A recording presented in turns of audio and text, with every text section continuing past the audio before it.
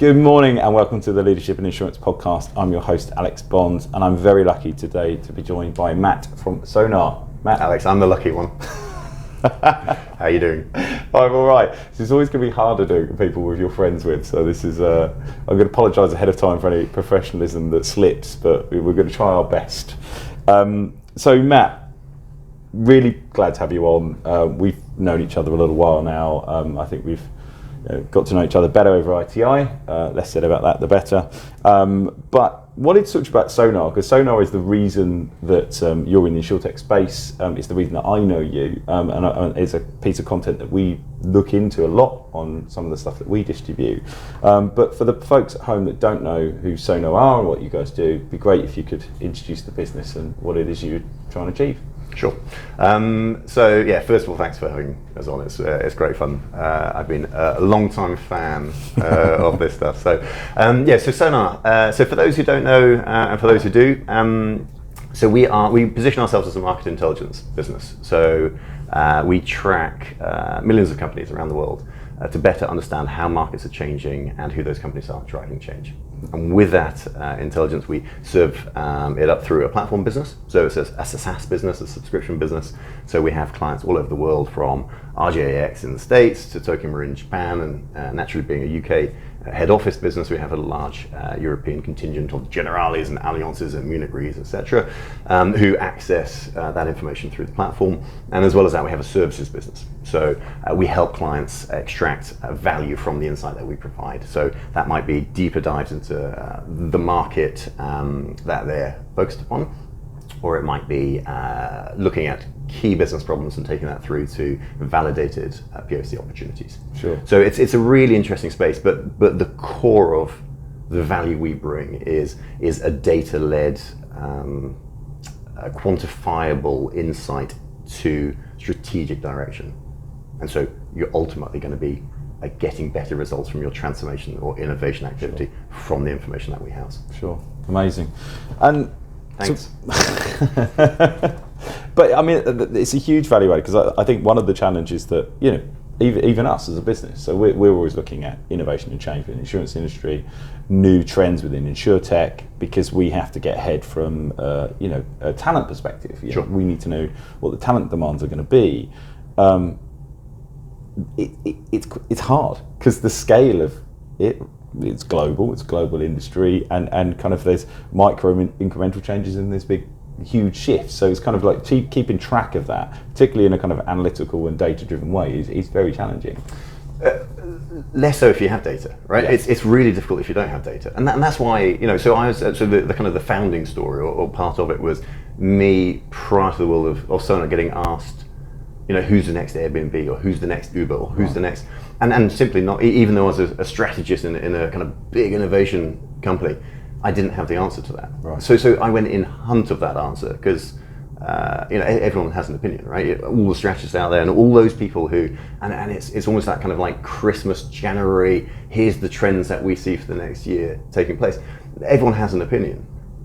But actually, if you can, and this is kind of my thesis for it, is if you can look at, let's take investment data, and it's not just about investment, but if you can see where tons of money is being put by VC or PE, or even earlier stage with angels and crowd, if you can follow that money, so where is money going? Mm-hmm. Can you divide that money into smart money and dumb money? So smart money being those investors who are placing the solid bets versus those who aren't. Can you follow that smart money? And then can you try and work out who it is and why they're putting money into those companies? Mm-hmm. So what is it about the people, the product, the traction those businesses have that allow them or enable them to put those bets down? So if you can follow that, then actually what you're able to do is extrapolate better understanding of how the market will change, because this money is going into these businesses to affect change, mm-hmm. whether it's short term or far term, within that environment. Mm-hmm. And so what we're doing is we're able to look at a local, domestic level, at a regional level, a global level, to see where money is flowing, and smart money in particular, to affect real change, and who those companies are that are the recipients of that money. Sure. And then really analyze that data. So by tracking, not only millions of companies, but within each of those companies, tens of thousands of data points, it becomes a really kind of mentally exciting activity, which you can, with a level of pretty smart accuracy, better determine how things are going to change. Then working with a whole roster of global clients and getting the real insight to their needs, their challenges, their innovation activity, their transformation focuses, all of that stuff. You layer that on top, and where we sit is this incredibly unique position because we have all of that kind of wealth of knowledge at our fingertips. I love that. And again, putting my strategy hat on, that's gone from who's the next Airbnb or Uber to, oh right, actually, yeah, this is where the markets are changing and these are who the companies are. And with a level of confidence that I can now help the insurance world better understand the direction they need to travel and who to connect with and make those introductions. Sure. And the interesting thing about that data is that I'm interested to see what your clients do from that, because they're not going to all act in the same way. They're culturally going to be very different. And I can always only think with the hat that I wear, which is all about talent. I was thinking, well, even from a perspective of going, okay, in 3 years' time, we think this is going to be a huge function of our business. We don't have the talent pool. What do we do about that? That's a talent planning conversation, because most of the conversations I have, particularly around talent, are very reactive. Sure. They're like, right, we need algo-driven underwriting machine. Yeah. Today, yeah. Where do we get it from? We don't have it in-house. So how do your clients interact with your services very differently? I was kind of interested here about that kind of thing. Yeah, they do. So you're absolutely right, and everybody's approach to both transformation and innovation varies, right? And so you have a lot of crossover and a lot of similarities, but depending on where they are in the world, depending on what they're up to in the world, and what stage of maturity they are, both as a business, but from an innovation perspective, it changes. But ultimately, I think almost kind of like client agnostic, what you have is a very straightforward approach to accelerating business, right? You can do it yourself, you can partner with others, or you can buy in companies, right? And there are a few nuances around the edge, but your journey from A to B is going to be one of those three routes. And what we're seeing kind of on the whole, so this is me kind of flattening out kind of our client, some are more focused on the CVC activity, some are more focused on the M&A, some are more focused on partnership. What we're seeing as a trend across the industry and across our client base in particular is that move towards open innovation is what we call it, but in layman's terms, that's partnerships. Yeah. So the recognition that the most efficient and effective route from moving from point A to point B, and that might be a transformation, or that might be an innovation, so kind of looking at the time span against that. Partnerships seem to be the most effective route for the next few years, I imagine. And that is, it's a well-trodden narrative that insurance companies, but it's not just insurance, right? It's as big corporates, they're not designed to innovate, and they struggle to innovate and to get things through, right? And you hear about pilots that cost £50 million and take 2 years. I mean, complete nonsense, right? And so actually, how do you, if it is partnership, that is the most successful route to innovation, or from point A to point B, then how do you validate that opportunity early on? How do you identify the right partner from the market to get into bed with? Probably the other way around. So how do you identify that partner? How then do you validate the opportunity? And then how do you scale that across your business? But yeah, long and short is most of the market, most of our clients are really focused as a dominant strategy on that partnership route. And partnership's been, we've got some more sexy and exciting terminology that we're using and kicking around today, and everyone's talking about embedded, and embedded is, there are many definitions of that, but when I hear embedded, I can't help but my brain goes to infinity, affinity products or warranty products, or so this sort of partnership piece and MGAs. I mean, look, we've got digitally driven MGAs, but MGAs have been around a long time, and they've been a really good testing ground for a lot of insurers to go, what are there some unique products we can try out there? Are they profitable products? And the same. So I think partnerships kind of make sense just because culturally it's already there. Like the insurance industry operates in a partnership model. I mean, we're sitting not a million miles away from the Lloyd's of London building right now. Collaborative environment, subscription-based insurance. I mean, that that's what I think is quite unique about the insurance industry, and it's one of the things I really like about it. It is, it's a very small world. I mean, you and I didn't know each other, but we could probably sit there and we could have mapped out 50 people that we both knew mutually in the first conversation. So I'm intrigued about your journey into insurance, data-driven, but you've been in Insurtech very early for someone that was outside the industry, because people inside the industry weren't in it that early. Yeah. So why did you get drawn specifically to sort of insurance and Insurtech? Was it just the data just pointed that way, or was it did you have another connection to it outside of that?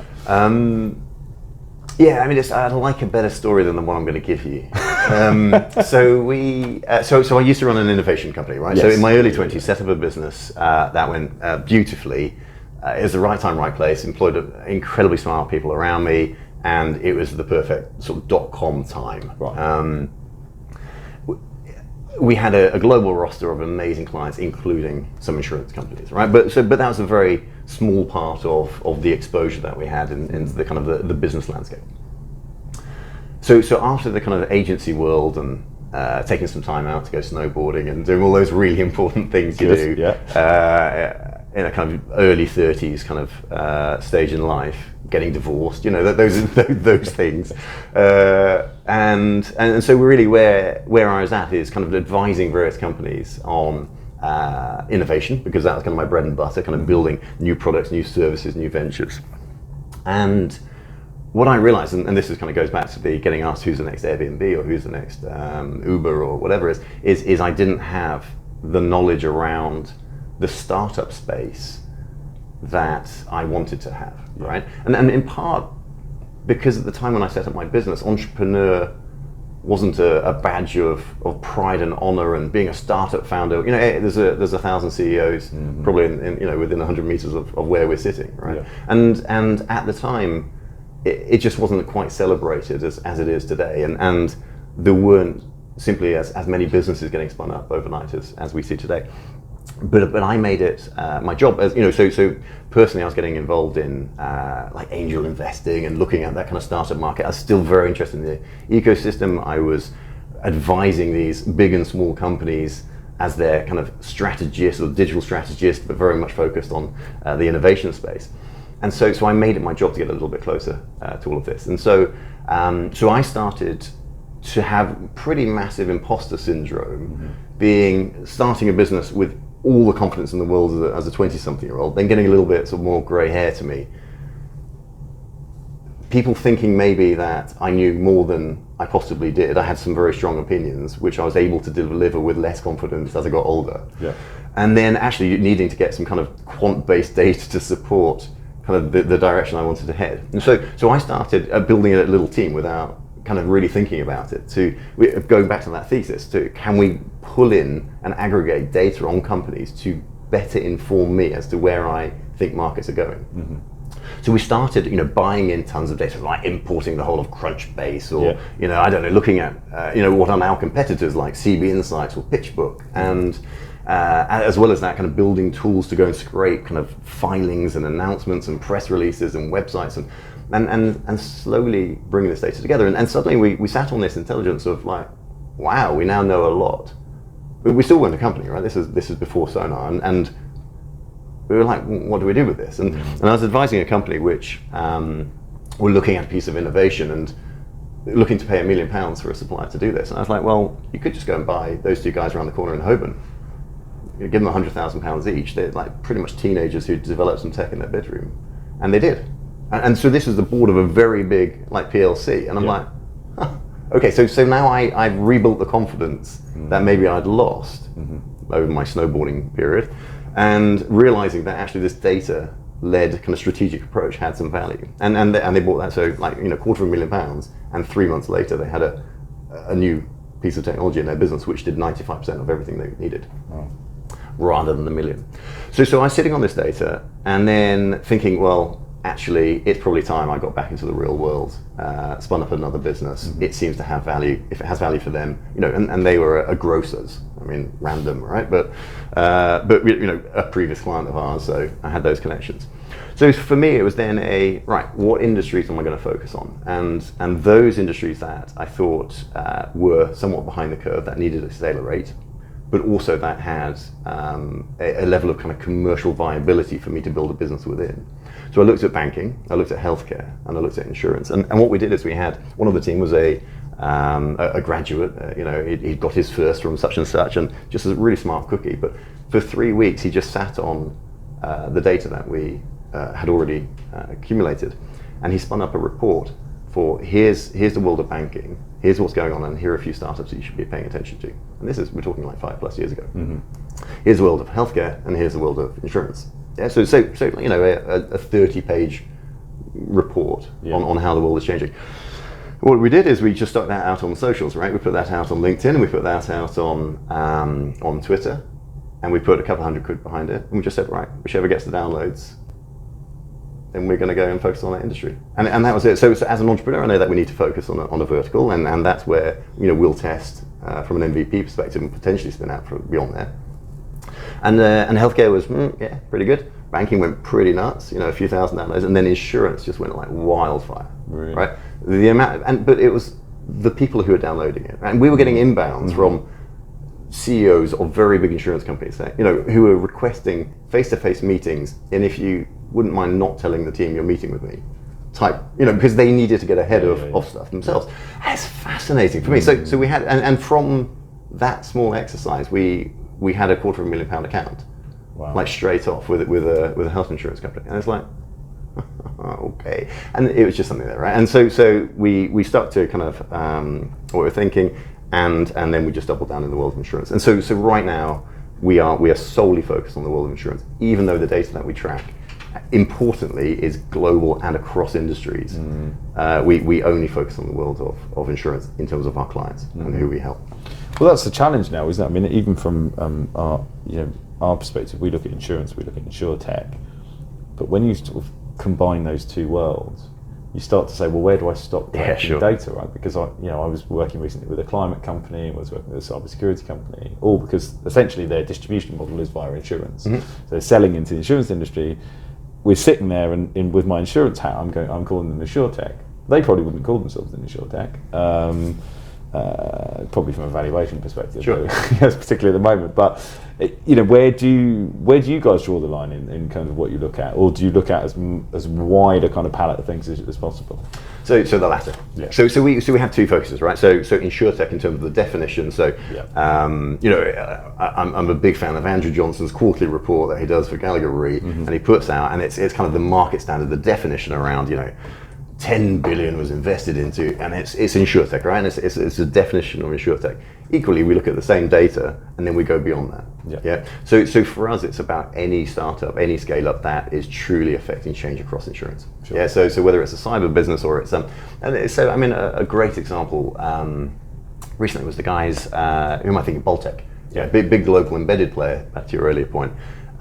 Who were doing a lot of kind of mobile phone insurance, and I can't remember exactly the application of it, but they took some AI or ML technology from a geology startup that were cutting rocks in a certain way, and then brought that into their business. Wow. I love it, right? And of course, that's not going to be an Insurtech. Is it a company that's changing the face of insurance? Kind of, right? But is it relevant? Well, yeah, actually, if it can help improve your business and move you from point A to point B, then yes, it's an important one to recognize. So it was when we started Sønr, we were very much, because we were so early on, we were looking at that kind of the echo chamber of the 3,000 Insurtechs, which then grew to 5. There was a debate, is it 6? What we serve through Sønr at the moment is 200,000.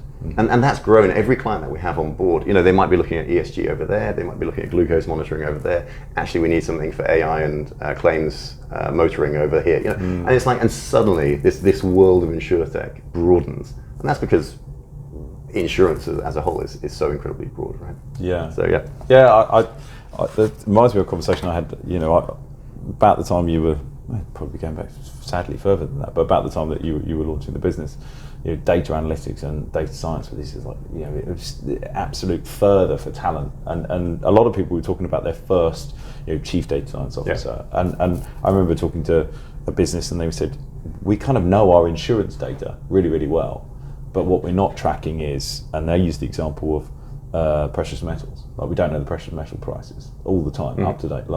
And if we've got a load of household claims and people are claiming for gold jewellery, it affects our price index. And he's like, we want someone that comes in and doesn't say, oh, these are the metrics that we look at internally. They go, what are the metrics we should be tracking in the future?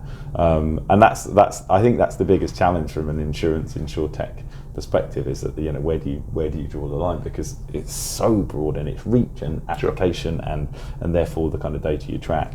Were your clients then looking for people outside of the industry? Yeah, so they exactly that. They came in and said, look, we can't. If someone comes in from an insurer, or they're going to go, oh, these are the data points. So I think the final two was someone that had worked for a massive retail hotel chain, and looked at their data, and then almost cliche, they hired someone from Google. Yeah, totally. But yeah, I mean, it was interesting how they said almost having insurance is a detriment. Yeah. And I think that about innovation, there's a balance, isn't there, when you're kind of driving an innovation in a business. You need to know enough about it to kind of dismiss what is and isn't important, but be open-minded enough that you're not closing off anything, really. Sure. And I think insurance, I don't know if you'd agree with this culturally, but do you think that's been a bit of a challenge for culturally within some insurance businesses? Yeah, I think so, but even just the term culturally, right? It's all about the people, and so some people are desperate for an outside perspective, and some people will only buy, insurance expertise, and so. So what is the right mix? And we felt this at Sønr, so the first few employees were very much from outside of the world of insurance. And, whilst, yes, I've worked with insurance, insurers for the last 20 years, it's been a small part of my world compared to, the last 5. Yeah.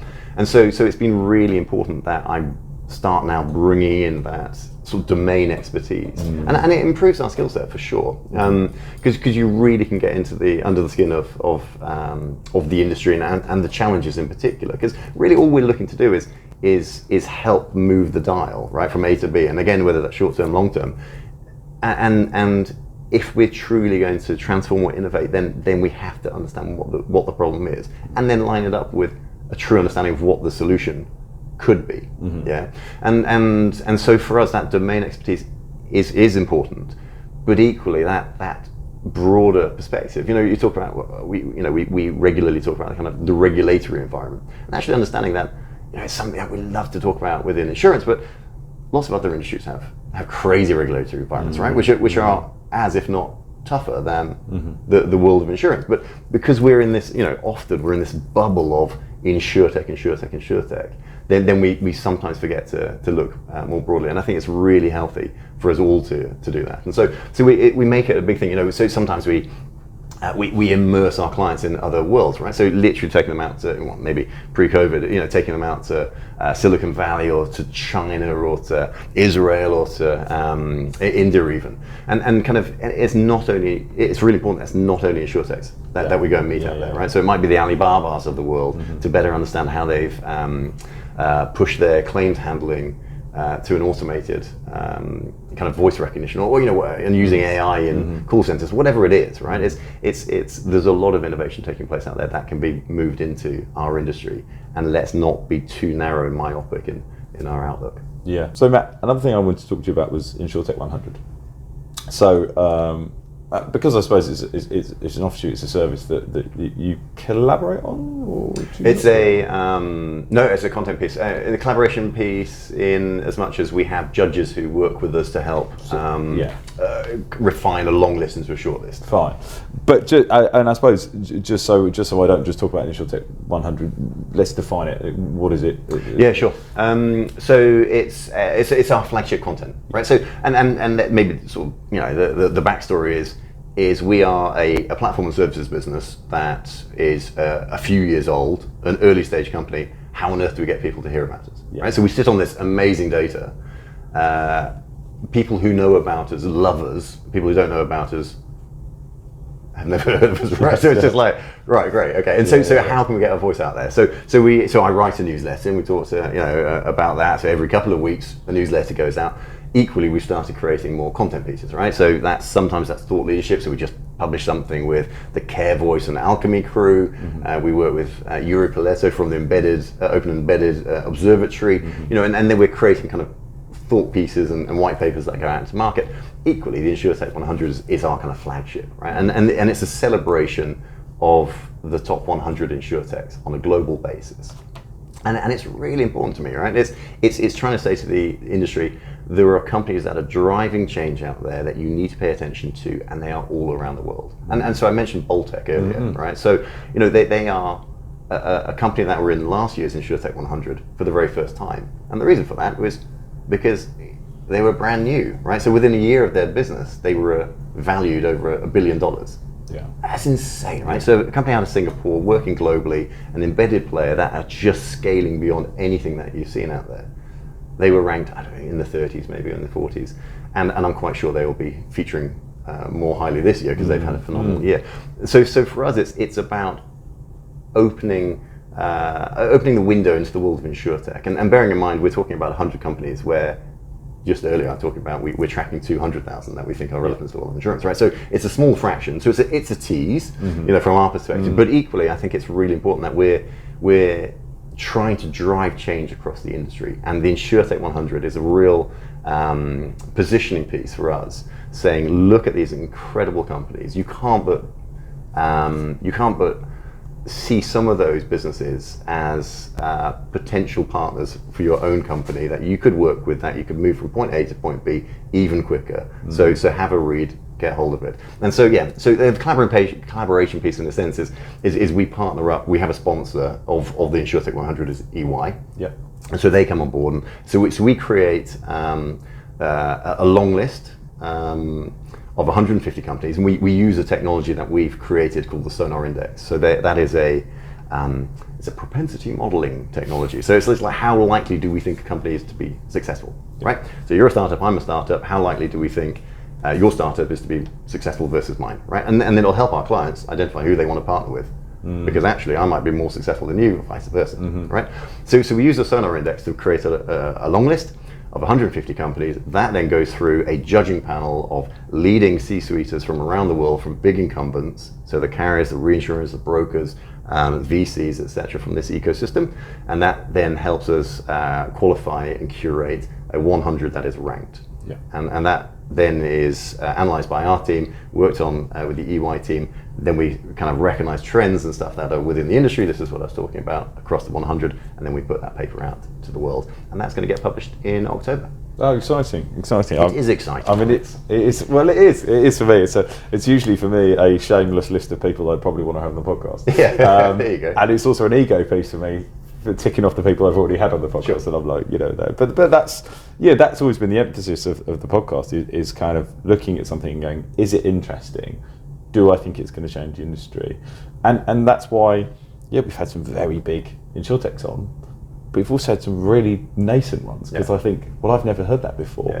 But I'm not doing it with data points. I read a lot of everything that I can get my hands on about Insurtech.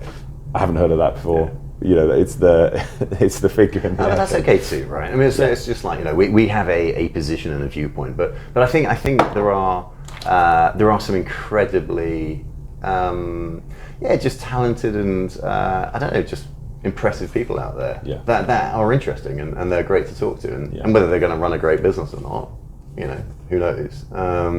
But you can kind of use some data points to map against that. But it will only give you a view, and also like the fact that your company might be more successful than my company may not be the right partner for a client of ours, right? Because actually culturally you might be misaligned and we'd be a better fit, or we work with more people in their industry. So there's a lot of different dynamics.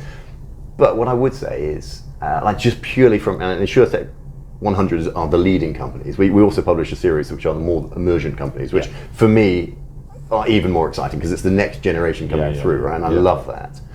But just from an industry perspective, and I see we play a small role in this, but it's an absolute passion of mine, is I believe the change that we'll see over the next sort of 5 to 10 years because of these companies and because of these founders that you're having on your pod. The change that we'll see is much greater than anything we've seen almost in the history of insurance. And when you talk about things like embedded or other aspects of change within the industry, that's what really excites me. And it is ultimately it's the people who are fronting these businesses, who are working with the incumbents. It's the people within the incumbents working with those startups. It's all about us as individuals who have ambition and a desire to make change happen. Yeah, I've noticed that just from a sort of conversations that I've had, the evolution of our business being that we do Insurtech specific, and my phone would ring off the hook with people going, I'm in a carrier, a broker, I want to get out, I want to work in Insurtech. Okay. That slowed down a little bit. It's still kind of constant, but what's changed is the amount of kind of inbound inquiries to say, we're a large carrier, we're interested in X, Y, Z in the industry. I mean, most recently we did an algorithmic trading team for a carrier who wanted to kind of go, we've seen what Key have done, could we do something like that? What could we learn from what they've done? Could we do it differently? Is there an evolution of that? So that sort of, that's for me is a bit of an acid test, because I think the innovation teams, everyone loved having those, and they were like, oh, we're doing innovation. There's two guys in a cupboard over there. To it's becoming everyone's responsibility. And you're seeing that because the conversations we're having are escalating up the pile, and they're in the C-suite and they're saying, right, we're making this decision, and so some of it's still pilot-led stuff, but it's happening. Yeah. And I'm only one small organisation that provides talent, so I would imagine all of my competitors are having those micro conversations as well. But just as a trend, I think I'm just seeing more active engagement with. Insurtech is not a thing that's happening over there. It's just part of the insurance industry. We've put a neat name on it. It's just, we need to bring it into our businesses. But I think so. Yeah. So my reflection on that is there's a greater recognition of the need to move from point A to point B, right? Mm-hmm. My goodness, I couldn't keep saying the same thing. So excuse me, for my repeat. But it's and that's coming from the pressure of our industry, right? So.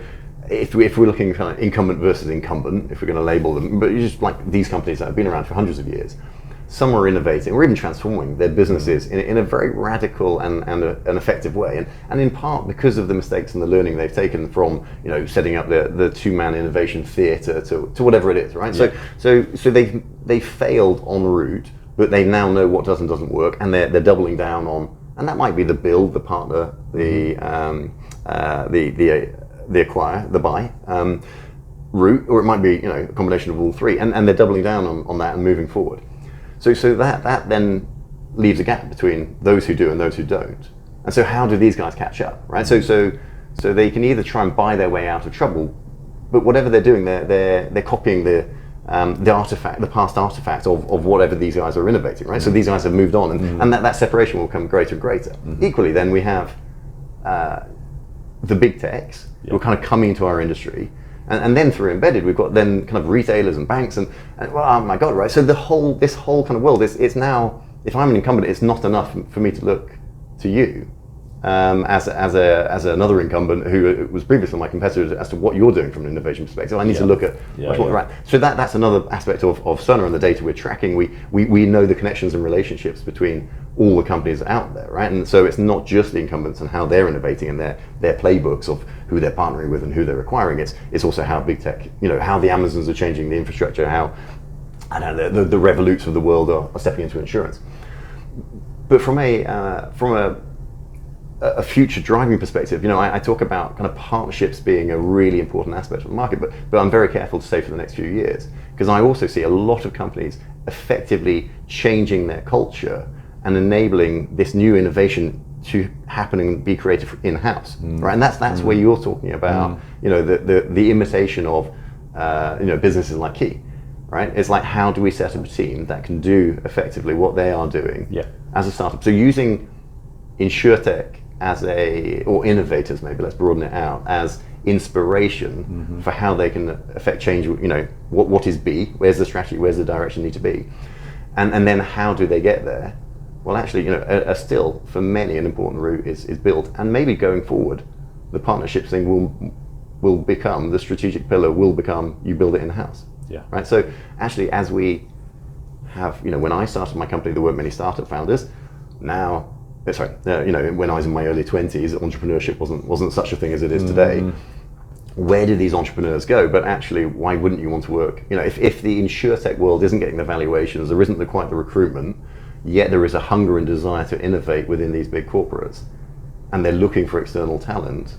then why wouldn't these entrepreneurs think about a nice steady job in a very big corporate where they can, if the culture's right, truly affect change on a very big scale? Yeah. It's quite exciting. Yeah, no, it is exciting. I mean, it's something I tackle with, and my former partner works for a very large organisation that does exactly what I do. Right. And even just kind of reflecting on my own kind of recruitment career, I love being an entrepreneur in the recruitment industry. I like working for a small business, but every now and again I go, yeah, but it'd be fun to do it at that scale, sure. And that size. And I think that about kind of the insurance industry, because as it becomes more fertile ground for innovation and change is kind of not easier, but kind of it's welcomed and it's encouraged, then you might go. But I think some people are feral and some are not. Some I totally agree. But then go back to the Insurtech 100, right? So you look at these businesses and 95% of them are what we call enablers as opposed to challengers, right? So they are designed to work with incumbents. Yeah. And that's what, when you think about it like that, so you have the D2C, or maybe even kind of the B2B kind of 5%ers. In fact, when you're talking about Insurtech 100, you're talking 5 and 95, right? So you've got 5 companies that are that are going head to head with the industry, and you're going to get a handful that succeed. But if 95% are designed to work with the industry, that for me that's really interesting, right? So where does the power of change lie? Where does the future lie? It lies with the incumbents. They have the capital, they have the audience. They have the business, So then it really is a kind of the race to the top. So it excites me, and I think about it daily. I think there's no entrepreneur that wouldn't, right? It's just like, my God, it's tough running your own company, and the rewards are so high, but the lows are so low. Yeah, so is jumping over the other side of the fence any better? I don't know. I mean, the grass is always greener.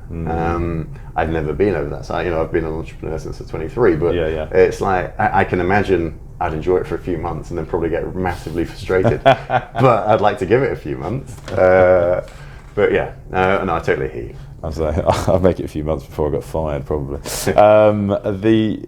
What are you most excited about? The new Insurtech 100 is coming out. Yeah. What's exciting you about that list, and whether it be new entrants or is there particular themes that you'd be excited to see? Yeah, so this is maybe every year. So as our company grows, I become more and more distant from its publication. So year one, so I think it's 4th year of publication. Year one, I was kind of like writing this part and that part, and really getting involved, and it's almost seemingly all happening without me at all this year, which is always lovely, but I kind of miss it, right? This is something I want to front and get really sort of close to. Every year, I'm excited about the global aspect. So I'm it's you've got kind of 40 to 50%, and maybe more of all global investment is continuously being pumped into North America. Sure. Right. So lo and behold, there's a ton of startups and scale-ups. These guys are. I mean, they're big companies now that are Insurtech 100. There's going to be a ton of US representation. I'm really keen to see what else is out there, and I always am. So the advent of Boltec, to reference those guys again last year, was great for me. Is there going to be anything from LATAM? I think we had one company last year. Is there going to be anything from Africa? Is there going to be anything from the kind of Australasia kind of the more of that we see as this is innovation for me is truly global. Just like we have to look outside of insurance to recognise what could be brought into our industry, I think we have to look outside of our kind of small regions that we may operate in, and global businesses have that luxury. But actually, if you're a domestic player, whether you're in Germany or you're in wherever, Brazil or whatever, then it's important to look at innovation from elsewhere. So the global piece is always exciting for me, and then also just seeing the kind of the updates and change. Like this year has been crazy, right? So there's so much kind of negativity around those businesses that have traded publicly. The Lemonades and the Hippos and the da. And it's going to be fascinating to see where those guys rank. Yeah, because actually, are they well performing businesses or not?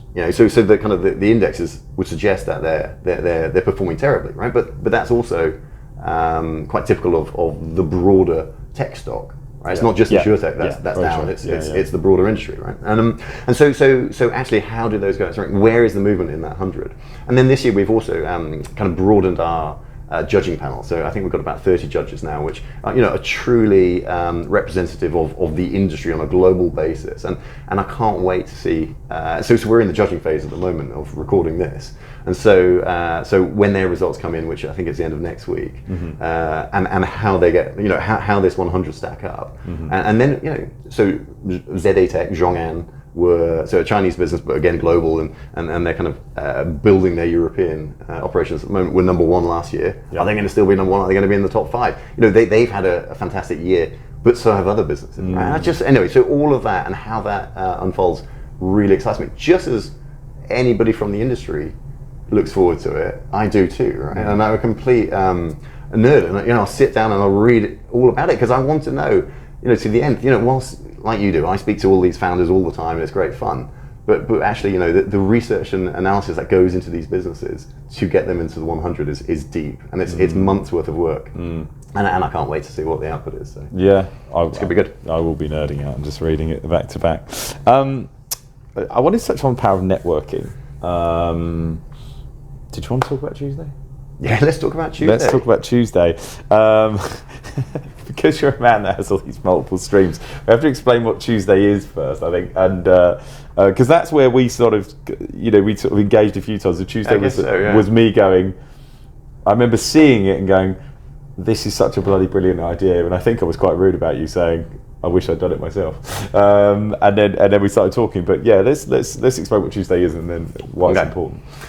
So Tuesday is the coming together of our industry, right? So it's as with all ideas, solutions, it's based in the need and want from what we've heard from clients and non-clients, right? Which is the coming together of people to share ideas, to share learning, successes, failures, high fives, tears, laughter, whatever it be, and so we kind of it's a community of like-minded individuals who come together, and the way it's kind of manifested over various iterations, so probably like 18 months now, is it's small groups of people who come together in maybe 7 to 10 people in a who have share similar interests that get together on a monthly basis on the first Tuesday of every month for an hour.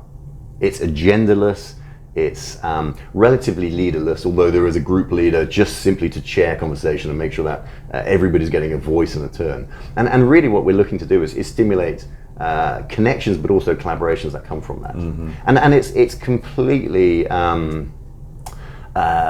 no Sønr influence in it. It's a Tuesday, it's a market proposition, it's nothing to do with us, it's about coming together. It stemmed from, I hope you won't mind me referencing, it's a chap called Danilo Rapone, who's the innovation director over at Generali.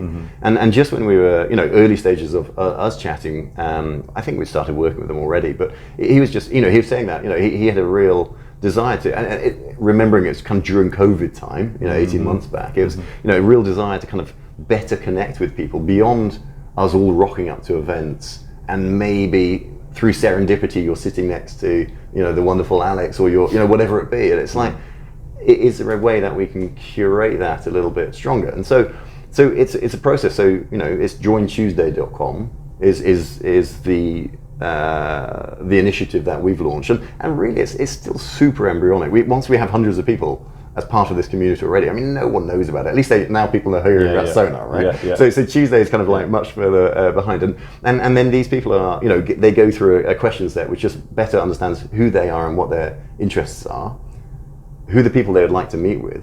So they might be entrepreneurs looking to meet with entrepreneurs. They might be like Danilo. It might be innovation directors looking to meet with other innovation directors. Swap those out, right? And then what we're doing is in the back end, we've fairly simplistic technology enabling a kind of an output of these are the groups.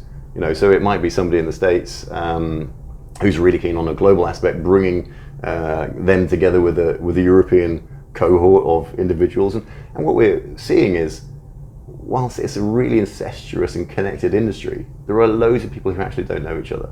And the benefit that comes from relationships is huge, or it can be huge, if you're of that, ilk as a person. So yeah, so what we're doing is we're just stimulating connections, and we're just bringing like-minded people together, but with a sense of kind of exploration and collaboration. And every Tuesday, the first Tuesday of every month is this 1 hour where the rules are, it's kind of don't sell to each other, and whatever is, it's the Chatham House, right? So whatever is said within that environment, just keep it within the same four walls. So you can build a level of trust.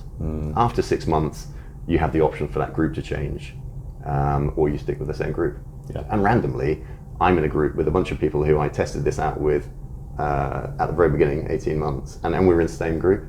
And we're, I think, on Tuesday, we've got our next monthly session together, and it's just wonderful. In fact, I just had breakfast with one of the guys this morning. So it's great. So and that's how how these networks are formed, I guess. Do you think it would have happened in a non-COVID world? Do you think you would have? I don't know. I've always been so I love the events industry, and it has, and it's a proven industry, right? And it will continue in the same format, I'm sure, and things will change. But I've been one of those people who, whilst I'm I'm a very confident extrovert guy on occasion, but I'm equally somebody who will rock up to an event, and especially stepping into a new industry, 5 years ago, and you have these Nigel Walshes and Sabines who are now really valued friends of mine. But you kind of these are names and they're brands in their own right in this industry, and kind of celebrated rightly for their understanding and the connection within the industry. And so I step into this environment, and especially these events where there are thousands of people. We're about to go to ICC Vegas, and it is 10,000 people interested in the world of insurance and Insurtech. And I kind of look around and I feel like a massive imposter, and whilst I have an amazing kind of connection now, even they still kind of make me just want to move into the shadows and kind of hide away for a few days and then come back to the UK going, I think I did my part, right? And so actually for me, connecting with 5 people around a virtual table or even physically is really much more comfortable. And knowing that we're all in the same boat, and we're all kind of trying to learn a little bit about each other.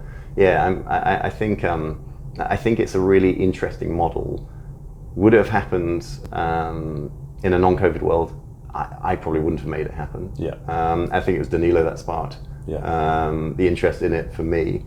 And creatively, I'm always interested in kind of innovating and creating solutions to problems and all of the rest. So that that kind of got me thinking around that. But it's I think it's I don't think it's a displacement to events. I think it's just a different type of community that can probably coexist alongside, and actually has an outlet for some. And I think once we talk about a few hundred people, it's not really the right thing for everybody, but actually for some, it's going to be exactly the thing they need. So we'll see. I just think it's such a great initiative. I mean, I think about I'm very much the same as you. I come across as quite a confident guy, and I can be in certain particular situations. Events have always terrified me because you're the great unloved, because you're this headhunter, and as soon as you go on working recruitment, they're like, right, pitch to me, and it's very hard to convince someone that you just kind of want to improve your network and meet someone, and you go, I think what you do is really interesting, and I think if it wasn't for meeting and networking apps at events, I'd probably barely speak to anybody, which is definitely not a good use of your time if you're spending the money to go to Vegas. And I think they're really, really powerful. But what I think is really interesting about what you've done with Tuesday is it puts no pressure, and the specific do not sell,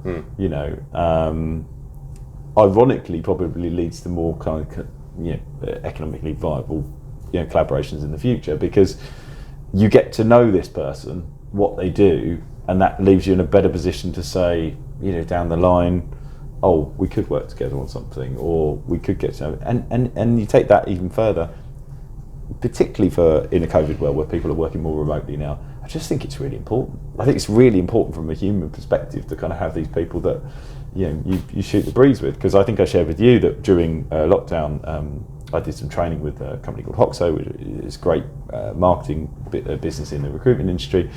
We did some training, and we just kept up the meeting. So it was every Thursday morning, and we called it the recruitment it was like the moaning club essentially. We'd get on. There's like 8 guys that ran recruitment companies. We'd moan about it. We'd go, everyone feel better? Great. Let's get on with the day.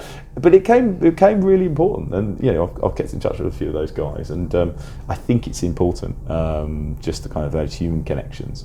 I don't want to get too kind of just in the human realm, but I think particularly in the balance of like what people want in their job. Yes, people want remote, but they need connection. Yeah. Whether they kind of want to work remote or not, they need that connection, and it's I just think it's really important what you do. So I'm really pleased to do it. Yeah, thank you. But I think external stimulus, thinking outside of kind of your own bubble, and especially as like founder, I don't do that enough. I know I don't. I have like back to back meetings, and today's a classic example. Racing in, racing out, and it's just sometimes it's just like an hour where the pace slows down.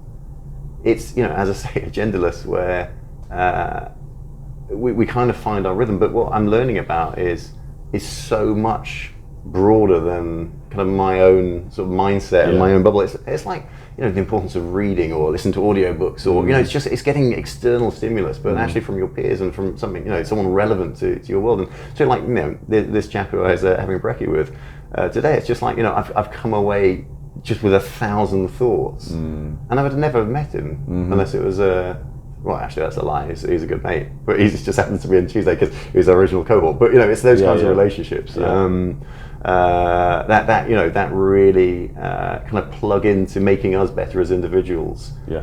Both in a kind of mental health perspective, 100%, and it's really important that, but as well as kind of professional individuals as well. Yeah, I mean, because one of the challenges of the events industry is you've got to be careful that I could go to ITC in September and just meet all the people that I know already. Yeah.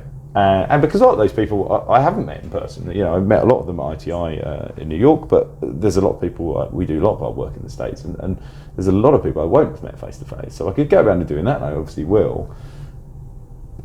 But it's the new contacts though that sort of are important, and I think just kind of having a network in the industry is exactly that, for new ideas and new inspiration. And I think in my group I had someone that was from the legal profession, and what they said was really interesting, and I thought I could take that away, and that could evolve how I do my sort of business and service. So yeah, I was fascinated by it. I know it's kind of fairly early stages, but where it goes from there. Well, I wanted to ask you, I like finishing on this, and this is such an open question for someone that sits where you sit with all the information you have, but what are you excited about, maybe just from a Sønr perspective for the rest of the year and going into the year? So where are we? So we're kind of like end of, we're going to be stepping into the last quarter of the year pretty soon, right? Sure. So we're in September, time of recording this one. So for me, so what I did at the beginning of the year is kind of write down some professional and personal challenges. Kind of just a thing I do. And professionally, it was building the team so we can start to scale properly.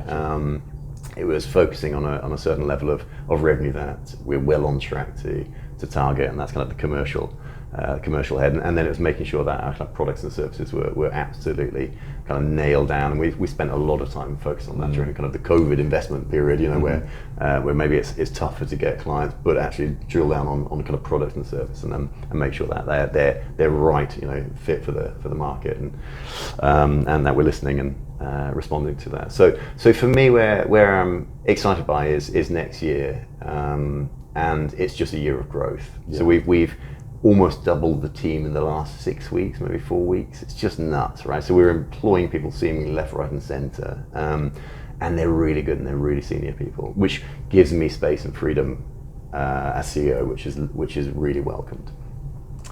We're striking a bunch of very big global partnerships with organizations that will help push our brand into new markets, and that really excites me. So whilst we have, we work with so many leading global insurance companies around the world, there are deeper relationships to be had with them. And I'm saying all of this, and really, a relationship for us is making sure that we're adding more value to them as a customer, right? So I'm saying it in a quite commercial kind of business growth sense, but we will only succeed if we're driving valuable change for our clients. So I see a lot more kind of opportunity to work with our clients that we have already, but the insurance world is massive. So we just started working with our first client in the US. The US market for me is really exciting. Not only because they've got some great skiing out there, but it's just such a big old market. So that's super exciting. And working with ITC Vegas and the Clarion team who own ITC and also now DIA, it really excites me about the kind of the opportunities for North America for Sønr. And what we're seeing is this huge response, a really positive response from the intelligence that we're able to provide on a global basis to the North American industry. And we have our large competitor out there, and we're already seeing this kind of jump from them over to Sønr, right? So that excites me inordinately, and also kind of validates where we're at as a business.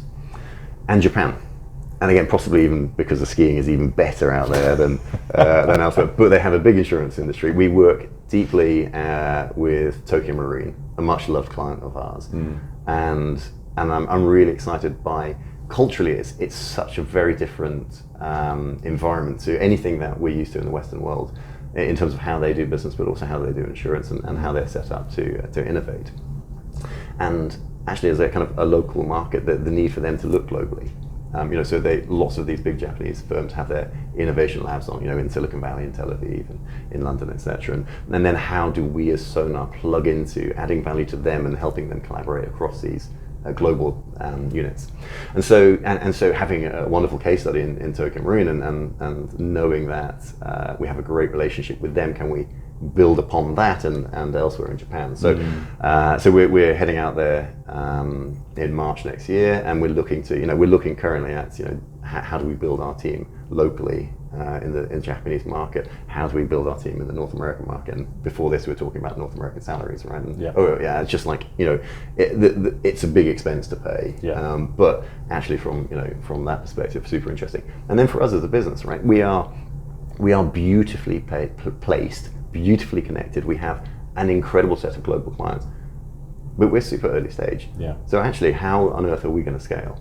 So for me, part of getting the senior team in is to free me up to go on the investment roadshow, right? So can we go and get investment into our business to scale our business? Where can we get to? Like classic founder, I've got the $1 billion valuation piece. That's not why I'm in it. But absolutely, there is no ceiling to Sønr. We are beautifully placed. I can only see product extension, I can see service extension, I can see a business that, yes, we're absolutely dominant in the insurance space, but we sit on the data of all industries on a global basis. It's really exciting for us. So why couldn't we move out? And of course, they'd have to be validated, right? So strategically, the opportunities are so vast for us, and that excites me enormously. And I'm getting on a bit. I've got a kid who's going to school. I'm not a young man anymore, and I don't have that crazy confidence as I did in my 20s. But I'm so excited about the future of Sønr, like you just wouldn't believe. And so I know we have incredible talent in our team. We have a fantastic product, and we have a market where we've not only got great traction in a money-making sense, right? We've not taken external investment. We're 5 years into our business, and we're a highly profitable company. It's like, how do we scale this company now? All of that excites me. So next year is just another step towards what the future holds.